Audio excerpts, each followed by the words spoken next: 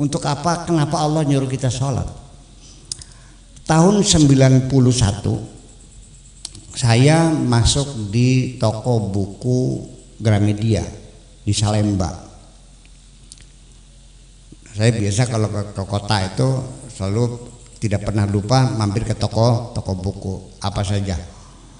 Di situ saya melihat ada gambar telapak kaki gitu. Buku apa ini? Saya buka, refleksiologi, buku tentang refleksiologi. Ternyata dari buku itu bahwa semua jaringan saraf yang ada tubuh kita, telinga, mata, hidung, ginjal, paru-paru, itu semuanya berujung pada telapak kaki. Dulu baru muncul dalam bukunya juga. Saya pelajari dan saya praktekkan ke anak-anak santri waktu masih di Tulungagung tuh. Di mejanya pakai pentol korek tuh, atau pakai kayu yang dihalusin, ujungnya dipejat mata di bagian jempol. Bagian jempol kanan ditekukan jempol di ruas terakhir jempol kaki di sini. Itu adalah ini. Kemudian perut itu di kekosongan kaki tuh ya, yang situ. Cok kita perhatikan ketika kita ini duduk sholat, apa yang terjadi? Kaki kiri diselapin ke kanan, diinjak sama garis, betul nggak? Jempolnya ditekuk nggak? Tekuk. Pinggangnya ketarik nggak? Itu senam apa? Senam ringan sebetulnya mah. Ya, senam ringan luar biasa. Di samping itu juga punggung kita dengan ruku itu menjadi. Jadi, tapi saya tidak mengatakan sholat itu senam ya. Tetapi di dalam sholat ada unsur-unsur seramnya. Jadi lalu jangan nanti kata Buya Sakur sholat itu senam. Kalau senam kan harus keras. Ya nanti Kang Syarif salah paham Kang Syarif. Allah wah, ya bukan begitu maksudnya. Ya senam ringan lah, namanya senam ringan. Ya biasa kan gitu, jangan Allah Akbar. Dia bukan lihatnya ruku digentakkan, ya nggak begitu maksudnya. Tetap kita gerakan halus, tapi itu sudah memakna bahwa urat-urat kita, saraf-saraf kita, telapak kaki kita semuanya dilakukan namanya refleksiologi semacam itu. Jadi Bapak Ibu sekalian, ini sebetulnya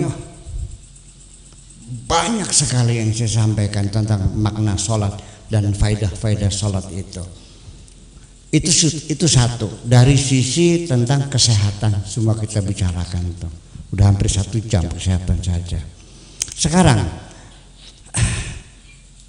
ini tetangga nih sehari-hari sering nggak bertengkar gara-gara talangnya nyemprot ke tembok tangga? Jadi bahan pertengkaran nggak? Oke. Ada nggak gotnya yang ngebleber sampai membuat baunya pesing sama tetangga? Jadi bahan pertengkaran nggak? Ada nggak ayam tangga sering nembelek depan rumah kita? Jadi bahan pertengkaran nggak? Suami kita disapa oleh tetangga yang cantik, menimbulkan cemburuan enggak sama istrinya? Menyebabkan pertengkaran enggak? Jadi artinya kita dalam hidup bermasyarakat itu 1001 macam sebab yang membuat kita sering bertengkar satu dengan yang lain. Udah paham? Nah, di sini Islam juga membangun hubungan keharmonisan, hubungan harmonis dalam bermasyarakat ini. Makanya setiap hari per RT per RW itu ketemu di masjid atau di musola. Di situ bertegur sapa, salaman, apa kabar, Pak Haji, sehat? Alhamdulillah. Duduk bareng, berdiri bareng. Ya kan, pujian bareng semuanya. setiap hari bertemu, itu komunikasi langsung. Belum ada HP sejak dulu nih, belum ada telepon, betul nggak? Belum ada faksimile, belum ada telegram. Nah, cara efektif masyarakat dipertemukan sehari 5 kali, sehingga ketika ada bibit-bibit perpecahan di antara kita, ketika bertemu sehari 5 kali itu bisa langsung dikomunikasikan. Paham nggak? Luar biasa. Nah, nanti seminggu sekali rapat per desa. Mana ada orang desa nggak sini? Kliwon mana ada sini? Juru tulis mana? Sebetulnya yang menjadi imam sholat Jumat itu kan rapat mingguan. Sebenarnya maku yang imam itu, karena dia pemimpin dan dia yang khotbah. Sebenarnya mau kemudian badeg-badeg kan? Kokon lebih baik suruh lebih aja. Nah, seminggu sekali kumpul per desa, rapat mingguan. Apa cirinya? Mana buktinya bahwa sholat Jumat itu adalah rapat mingguan? Yuk kita nanya masalah yang ada di desa. Nah, ketika mereka kumpul itu dikasih pengarahan atau dipidatoi atau diceramahi, atau bahasa Arabnya namanya khutbah. Nah,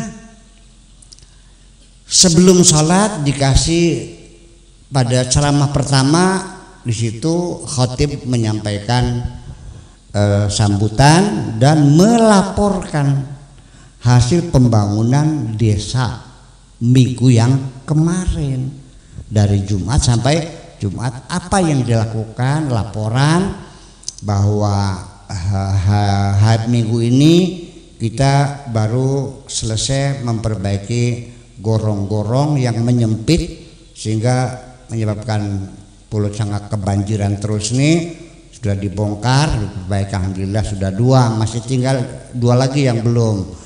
Kemudian rumah orang jompo ada 3 selesai, masih 5 belum lagi. Dilaporkan anak yatim yang putus sekolah sudah kita antarkan sekolah dan sudah mintakan dispensasi supaya tidak bayar SPP dan sebagainya. Yang sakit melahirkan sudah sehat, dilaporkan. Itu namanya tausiah bittaqwa, itu begitu.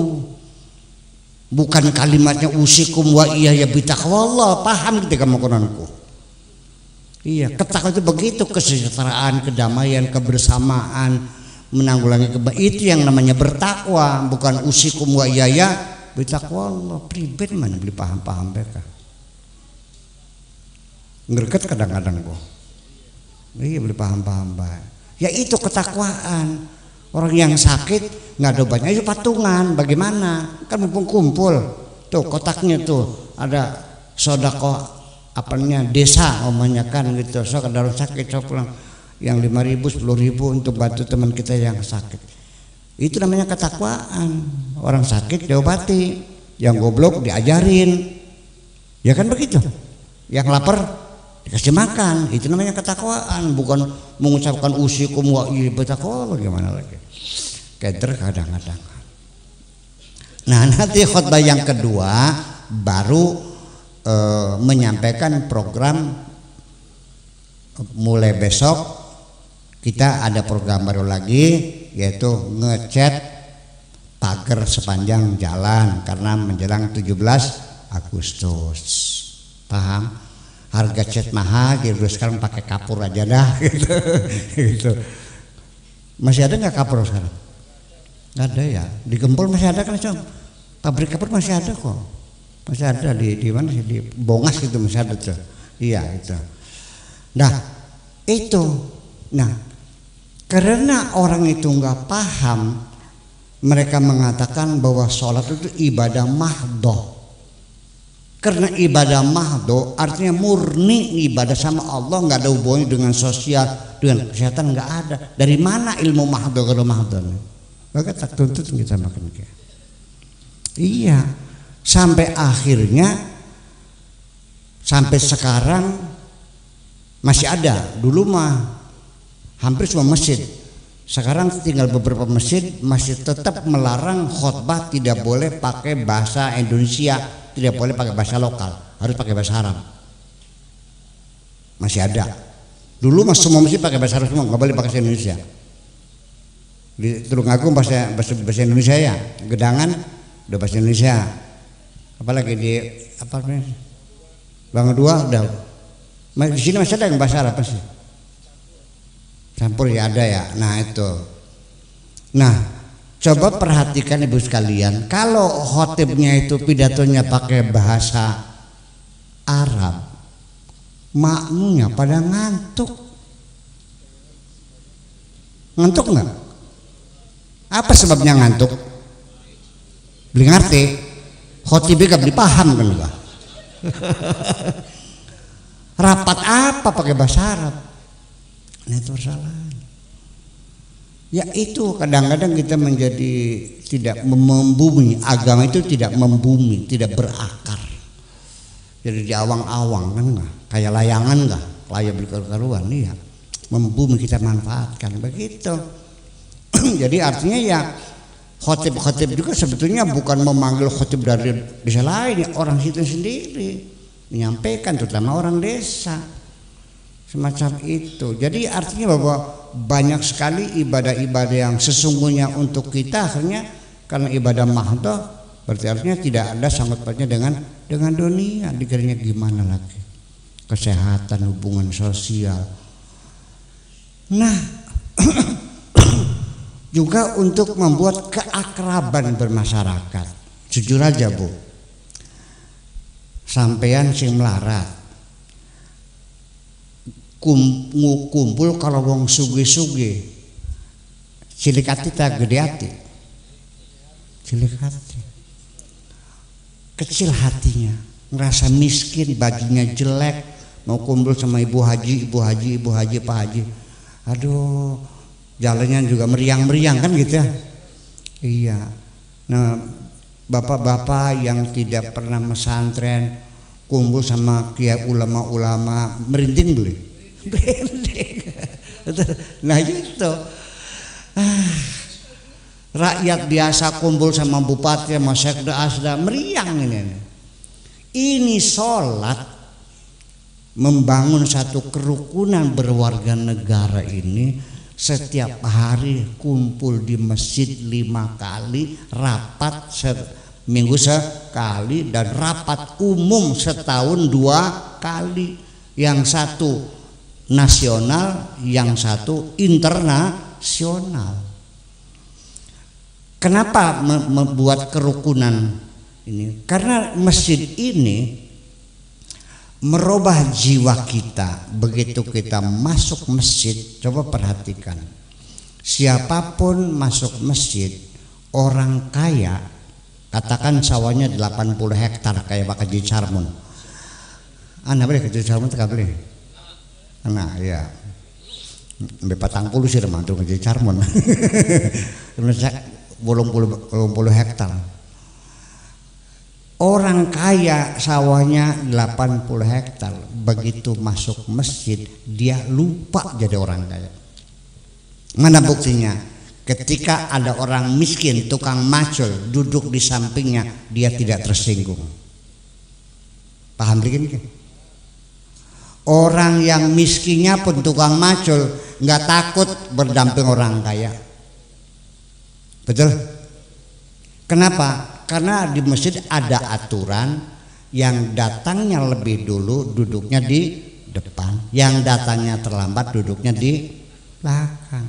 Berbeda pada acara-acara lain, di sana dibedakan. Nih coba yang di depan kan penggede nih, pesek-pesek main gurih lah ya itu kan. Ya, tapi di sholat nggak ada aturan bahwa orang kaya di depan nggak ada. Dengan acara semacam itu maka terjadi pembauran sosial, kaya miskin, pejabat rakyat, ya cantik jelek, lesak ganteng sama semuanya dengan semacam itu. Sehingga kalaupun ada orang yang nyumbang masjid 500 juta, tapi dia punya persyaratan, saya sumbang 500 juta tapi di depan pengimaman khusus buat saya, boleh nggak? Nggak boleh, jelas nggak boleh, karena tujuannya bukan itu. Tidak ada perlakuan khusus di dalam masjid, semuanya sama. Itu yang untuk pembauran perlu. Nggak ada gap sosial, have and not have, itu nggak ada, kayak nggak ada semuanya. Kalau Pak Taufik Hidayat, Bupati Dremayu, sholat di desa Tulungagung, datangnya telat. Pak Juci duduknya di depan belakang. Bupati nggak ada urusan, duduk sini.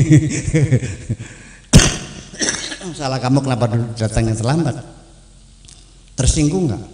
Enggak. Di belakangnya Man Kadim, mau nggak? Man Kadimnya takut nggak? Enggak. Salah sirah dewa, kenapa tekannya tarik? Cuek aja kan gitu. Coba ketika bersujud, ubun-ubunnya Pak Taufik Hidayat ke sujud, Man Kadimnya sujud. Coba lihat dari atas, ubun-ubunnya bupati di bawah telapak kakinya Man Kadim. Betul nggak? Mana ada terjadi dalam hidup bermasyarakat ubun-ubun kita di bawah telapak kaki orang. Itu kan memang soal itu untuk merendahkan hati kita di hadapan Allah dan bersama kita. Ya Pak Bupati mah cuek aja ya, emang gue pikir nggak, dia lupa jadi bupati. Mungkin Man Kadim yang agak rasa kurang enak barangkali, apa nggak merasa apa namanya tuh, kelasat klosot, akhirnya mancal ndasi buat bisa sampai topongnya nepluk, sampai topinya jatuh. Saya bertanya, selesai sholat, assalamualaikum, bupati nyari topi ya, kan kepancal kakinya Man Kadim. Dia ngambil topi, marah nggak sama Man Kadim? Enggak, malah justru sangat bersahabat, sambil tertawa terbahak-bahak, ditepak peneluk semua bupati kan gitu. Ya kan begitu, betul enggak? Aduh punten pak, bisa sengaja, mereka disengaja kan enggak? Artinya bahwa keakraban masyarakat ada dalam sholat itu. Nah kenapa ini tidak dijiwai? Malah justru saya sangat menyesal sekali. Banyak orang yang rajin sholat berjamaah, tapi juga bertengkarnya juga rajin. Kenapa? Nah itu pernah tidak menjiwainya, paham kan?